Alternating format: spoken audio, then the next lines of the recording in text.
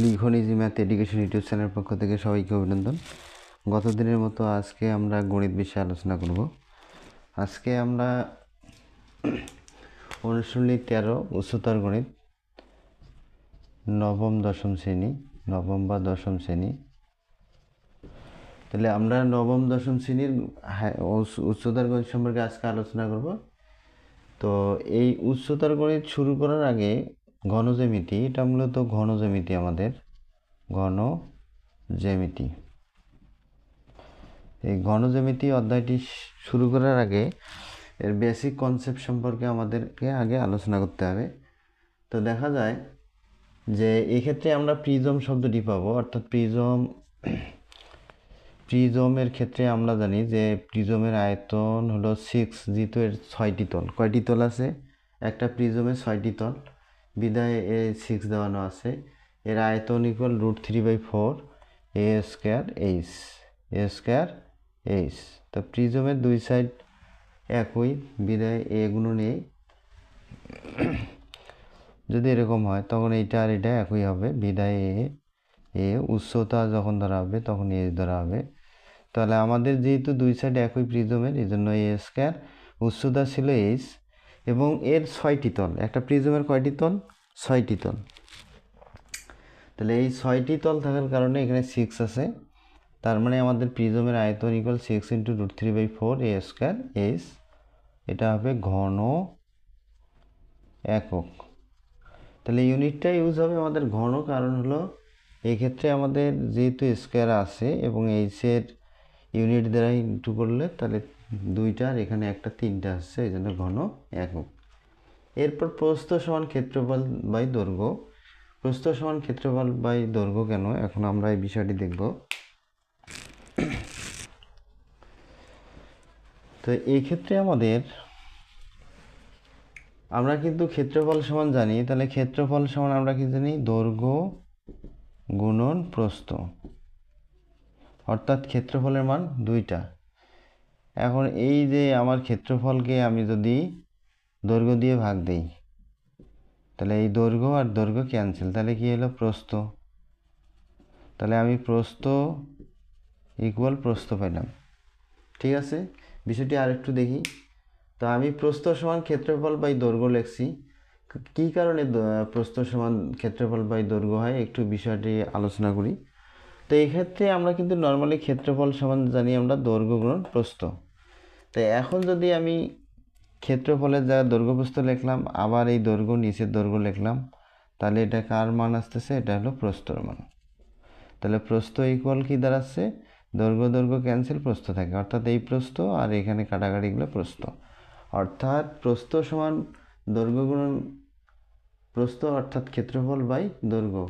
একে কাটাকাটি করলে এদিকেও প্রস্থ, অর্থাৎ লেখাটা আমাদের ঠিক আছে। আচ্ছা, এরপর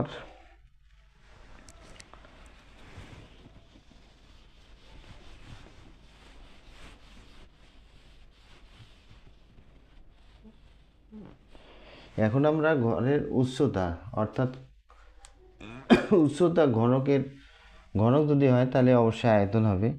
তাহলে দৈর্ঘ্য প্রস্থ উচ্চতা ছাড়া আমাদের আয়তন আসবে না, কারণ ভলিউম ইকুয়াল হলো লেংথ, ব্রেথ অ্যান্ড ওয়াইড। ঠিক আছে, লেংথ থাকবে, ওয়াইড থাকবে, অ্যান্ড হাইট থাকবে। তাহলে আমাদের ভলিউম সমান ভি সমান আমরা এটা জানি। তাহলে অবশ্যই এটা কি আছে? ঘনকের উচ্চতার ক্ষেত্রে আমরা লিখছি আয়তন বাই ক্ষেত্রফল। তাহলে আয়তন সমান আমরা জানি দৈর্ঘ্য গুণন প্রস্থ গুণন উচ্চতা জানি। এরপর ক্ষেত্রফল সমান আমরা কি জানি? দৈর্ঘ্য গুণন প্রস্থ। তাহলে এই প্রস্থ ক্যান্সেল, দৈর্ঘ্য ক্যান্সেল, তাহলে সমান কি আসলো? উচ্চতা। তাহলে এখানেও উচ্চতা।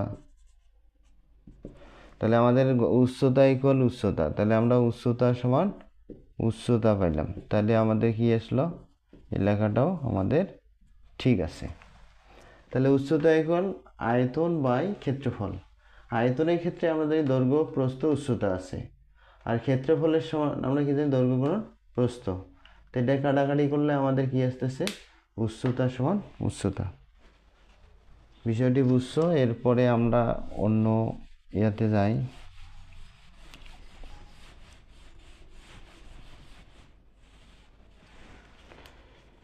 তাহলে এরপর আছে আমাদের কোণকের হেলানোর উচ্চতা। তাহলে এই ক্ষেত্রে কোণকের হেলানো উচ্চতা, লেংথ উচ্চতা বা হাইটেকে একটি সরলরেখায় কল্পনা করা হয়। ধরলাম এটা, তাহলে এর উচ্চতা কত? এল, মানে হেলানো উচ্চতাকে এল দ্বারা প্রকাশ করা হয়। কী দিয়ে? এল দিয়ে। তাহলে এল সমান আমাদের √, উচ্চতা স্কোয়ার প্লাস ব্যাসার্ধ স্কোয়ার, মানে আর স্কোয়ার। অর্থাৎ আমরা মনে রাখবো হেলানো উচ্চতা এল সমান এইচ স্কোয়ার প্লাস আর স্কোয়ার √। একক। এখন একক কেন আসলো? স্কোয়ার আছে একক।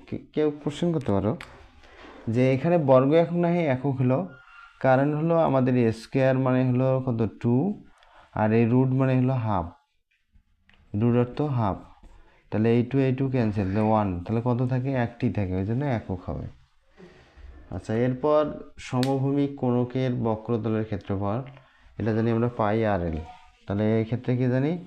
বক্রতলের ক্ষেত্রফল যদি সেটা কোণক হয়, তাহলে সেক্ষেত্রে আমরা পাইতেছি পাই আর এল বর্গ একক। কারণ এক্ষেত্রে কনস্ট্যান্ট হলো আর, এর মান হলো 3.1416 বা 22/7। তাহলে এটা constant, it has no unit.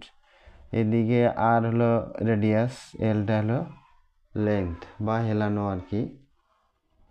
আচ্ছা, হেলানো উচ্চতা। তাহলে আমাদের এখানে আর এর একটি ইউনিট এবং এল এর একটি ইউনিট বর্গ একক, দুইটি, এজন্য বর্গ একক। এরপর আছে কোণকের সমগ্র তলের ক্ষেত্রফল।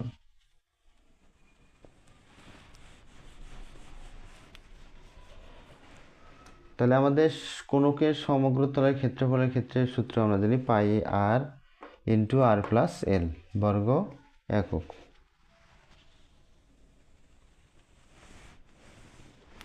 কোণকের আয়তন, তাহলে নর্মালি আমরা তাহলে আয়তন, কোণকের আয়তন, কোণকের ক্ষেত্রে যখন হবে, যেমন এটি একটি কোণক,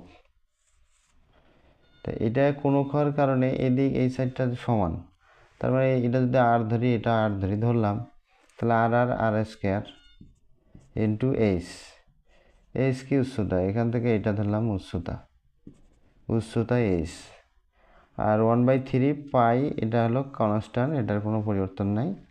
তাই আমাদের কোণকের আয়তনের ক্ষেত্রে 1/3 পাই আর স্কোয়ার এস ঘন একক।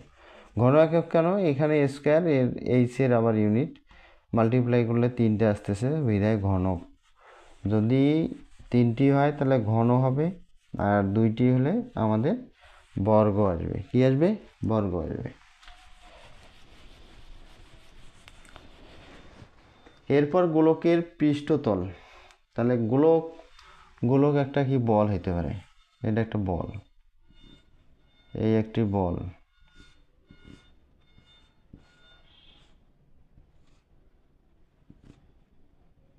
ধরে নিলাম একটি বল।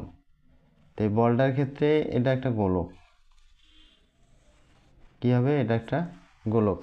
এই গোলকের পৃষ্ঠতলের ক্ষেত্রফল, পৃষ্ঠতলের ক্ষেত্রফল আমাদের 4 পাই আর স্কোয়ার বর্গ একক। এরপর গোলকের আয়তন, তাহলে গোলকের আয়তনের ক্ষেত্রে আমরা জানি 4/3 পাই আর কিউব। আচ্ছা, এর আগে ছিল কিন্তু ঘনক, মনে রাখতে হবে আমাদের, এর আগেরটা ছিল ঘনক, এবারে কিন্তু গোলক এবং ঘনকের মধ্যে তফাৎ আছে। কীরকম? এটা একটা গোলক, যদিও বাঁকা একটা গোলক ধরলাম, আর একটা ঘনক হলো কি এরকম ধরে নিলাম, এটা ঘনক। তাহলে এই ক্ষেত্রে এটা কিন্তু হলো ঘনকের চেহারা আলাদা এবং গোলকের আকৃতিটি বা চেহারাটি আলাদা। তাহলে গোলকের আয়তনের সূত্র আমাদের 4/3 পাই আর কিউব। এখানেও ঘন একক হবে, কারণ এখানে আর কিউব মানে 3 পাওয়ার, ঘন একক, আর পাই হলো কনস্ট্যান্ট, 4/3, এটা হলো সূত্রের। এরপর এই উচ্চতায় তলচ্ছেদে উৎপন্ন বৃত্তের ব্যাসার্ধ, এটার সূত্র আমরা জানি √আর স্কোয়ার মাইনাস এইচ স্কোয়ার। আর স্কোয়ার মাইনাস কি জানি আমরা? H square. এই ছিল উচ্চতা আর হলো ব্যাসার্ধ। এরপর প্রিজমের সমগ্র তলের ক্ষেত্রফল ইকুয়াল 2 ইন্টু ভূমি পৃষ্ঠতলের ক্ষেত্রফল প্লাস পার্শ্বতলের ক্ষেত্রফল। তাহলে 2 ইন্টু কী হবে, ভূমি পৃষ্ঠতলের ক্ষেত্রফল। প্রিজমের সমগ্র তল, তাহলে মানে প্রিজম যদি একটা হয় এবং 6টি তল থাকে, প্রিজমটা এরকম দেখতে, কিন্তু এর তল থাকবে 6টি। কয়টি থাকবে? 6টি। তো এই 6টি তলের ক্ষেত্রে আমাদের ভূমি পৃষ্ঠতলের মানে ভূমিপৃষ্ঠ এইটা, পার্শ্বতল মানে এইটা একটা, এই একটা তল, এদের ক্ষেত্রফল মিলিয়ে হবে প্রিজমটির ক্ষেত্রফল। তাহলে সূত্রগুলো আশা করি বুঝতে পেরেছো। আজকে একটি ছোট অঙ্ক নিয়ে আজকের ক্লাসটি শেষ করব। আমরা আগে সূত্র এবং বেসিকগুলো উদাহরণগুলো পড়ব। দেখা যায় যে কোনো অধ্যায় শুরু করার আগে আমাদের সূত্র এবং উদাহরণের বেসিকগুলো আমাদের ঠিক করতে হবে। এগুলো আয়ত্ত করতে পারলে আমাদের অঙ্কগুলো ইজিলি হবে। কারণ হলো উদাহরণ যখন করব এবং সূত্রগুলো পড়ব তখন বইয়ের অঙ্কগুলো খুব সহজ মনে হবে। তো আমরা অবশ্যই এগুলা অনেক প্র্যাকটিস করব, তাহলে আমরা মনে হয় যে আমি সব পাবো, বাট যখন প্র্যাকটিস নিজে করা হয় বারবার তখন বোঝা যায় যে না, আমি নিজেকে তৈরি করতে পেরেছি। কথা না বাড়িয়ে এখন আমরা একটি অঙ্ক করা শুরু করব।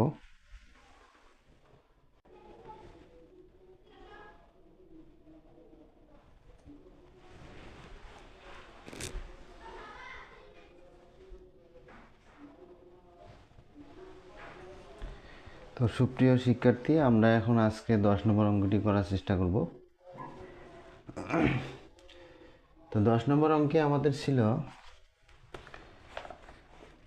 যে 70 জন ছাত্রের জন্য এরূপ একটি হোস্টেল নির্মাণ করতে হবে যাতে প্রত্যেক ছাত্রের জন্য 4.25 বর্গমিটার মেঝে এবং 13.6 ঘনমিটার শূন্যস্থান থাকে। ঘরটি 34 মিটার লম্বা হলে এর প্রস্থ উচ্চতা কত? তাহলে আমাদের এখানে আছে 70 জন ছাত্রের জন্য এরূপ একটি হোস্টেল নির্মাণ করতে হবে। প্রত্যেক ছাত্রের হলো 4.25 বর্গমিটার মেঝে লাগবে এবং 13.6 ঘনমিটার শূন্যস্থান থাকে। ঘরটির 34 মিটার লম্বা হলে এর প্রস্থ উচ্চতা কত হবে? তো আমরা অঙ্কটি করার চেষ্টা করি। তাহলে আমাদের দেওয়া আছে প্রত্যেক ছাত্রের জন্য 4.25 বর্গমিটার মেঝে এবং 13.6 ঘনমিটার শূন্যস্থান থাকে। তো কোশ্চেনে যা আছে মানটা শুধু লিখলাম। তা আমাদের একজন ছাত্রের জন্য প্রয়োজনীয় মেঝে হলো 4.25 বর্গমিটার, যেহেতু এখানে কোশ্চেনে ছিল এই মানটা আমাদের, তাহলে এটা নিলাম। এরপর আমাদের মূলত ছাত্র আছে 70 জন। কতজন আছে? 70 জন আছে। তাহলে আমরা এই 70 জনের জন্য তাহলে এই মানটা আগে থাকবে, আর এটা যে গুণ হলো একের চেয়ে যেহেতু এটা বেশি, তাহলে এখানে ইংলিশে 1 দেয়, তাহলে এই জন্য গুণ হলো। তাহলে 70 দিয়ে গুণ করলে 297.5 বর্গ মিটার। আবার দেওয়া আছে মেঝের, আমাদের মেঝের আবার ছিল দৈর্ঘ্য 34 মিটার, এটা কোশ্চেনে ছিল। তাহলে মেঝের প্রস্থ সমান আমরা জানি কি ক্ষেত্রফল বাই দৈর্ঘ্য। কেন? ক্ষেত্রফলের ক্ষেত্রে আমাদের দৈর্ঘ্য এবং প্রস্থ আছে। দৈর্ঘ্য ক্ষেত্রফল যা, দৈর্ঘ্য গুণন প্রস্থ একই। দৈর্ঘ্য গুণন প্রস্থকে যদি দৈর্ঘ্য দ্বারা ভাগ দিই তাহলে প্রস্থ থাকে, তাহলে আমাদের প্রস্থ ইকুয়াল প্রস্থ লেখা ঠিক আছে। এখন আমরা ক্ষেত্রফলের মান পাইছি 297.5 এবং দৈর্ঘ্য ছিল আমাদের 34। কত আছে? 34। 34 দিয়ে ভাগ করলে আমাদের 8.75 মিটার, অর্থাৎ এইটা বাড়িল আমাদের কি? প্রস্থ, মেঝের প্রস্থ বাড়িল। কি বাড়িল? প্রস্থ। তারপর এখন বাকি অংশটা আবার করব আমরা।